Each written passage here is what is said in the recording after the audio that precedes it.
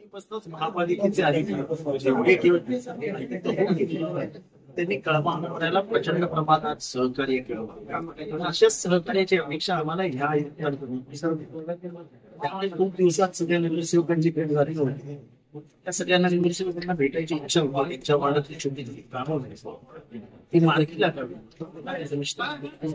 कुठेतरी निधी मिळत नाहीये असं देखील आता समजलं. त्यामुळे जवळचे नगरसेवक ते आता शिंदे गटात गेलेले, अजितदादा गटात गेलेले महायुतीमध्ये. ते पैशाचा जुगार खेळणारे लोक आहेत. सत्तेच्या राजकारणात सध्या महाराष्ट्रात पैशाचा जुगार खेळला जातो.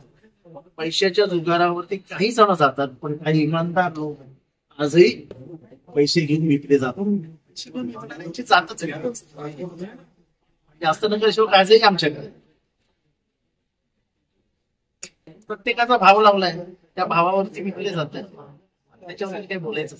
जितेंद्र आव्हाडांचा निधी कुठेतरी मिळत नाही, त्यामुळे आपल्याला पण निधी मिळणार नाही म्हणून कुठेतरी हा पळ आहे का त्यांचा? कुठेतरी पैसा हा जर महत्वाचा घटक असेल राजकारणात तर मग सगळंच संपलं. समाजाशी एक नातं असतं, माणसांशी नातं असतं. त्या माणसांनाही समजतं की ह्याला दाबलं जातं. जितेंद्र आव्हाड आज सरकारचा शत्रू असं ओळखला, त्यांचा शत्रू नाही, त्यांचा वैचारिक विरोधक आहे. मला निधी न देऊ जनतेवर अन्याय करताय.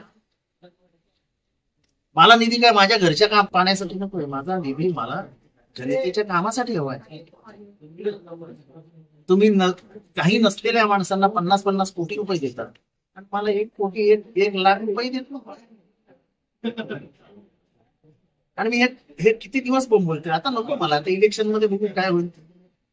आचारसंहिता येथे लवकर लागते, विधानसभा आहे. त्या अर्थात गुजरातचा कुठेतरी अनेक विकास होणार आहे, ते कुठेतरी अडथळा होऊ शकतो निर्माण. काही फरक पडत नाही. आचारसंहिता ही जनता शून्य नाही. सर, अनेक वेळा पाहिलं जातं कळवा मुंब्रामध्ये जी काही कामं तुमच्या माध्यमातून त्याच्यावरती राजकीय म्हणजे हस्तक्षेप केला जातो. अशाच प्रकारे आता 50 कोटी समोरच्या व्यक्तींना दिलेले, तुम्ही केलेल्या कामांवरती ते सुद्धा दावा करू शकतो. जनतेला माहिती आहे त्या आधी बोलण्याचं काय.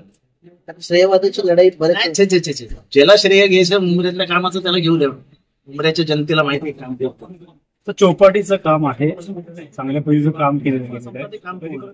पण एक उत्कृष्ट सोय मुंबई कळव्यासाठी चौपाटीच्या निमित्ताने आयुक्तांनी हे काम पूर्ण करण्यात आलेलं आहे. आयुक्तांच्या मार्फत येणाऱ्या काळात श्रेयवादाची पण लढाई होऊ शकते. एक तर सरळ सांगितलं, त्याचं उद्घाटन मुख्यमंत्रीच केलं. मी थोडे म्हणतो मी उद्घाटन केलं. हे पण मुख्यमंत्री आहेत. या शहराचे ते स्वतः सदस्य आहेत, या शहराचे ते नागरिक आहेत. मुख्यमंत्र्यांच्या हस्ते उद्घाटन होणार. आम्हाला देखील आशादायी, प्रेरणादायी, आशीर्वाददायी. तिथे येऊन ते बघून तरी खुश होऊन म्हणतील जितेंद्र घे तुला 100 कोटी. नाव आहे छोटीशी बाबडी आशा.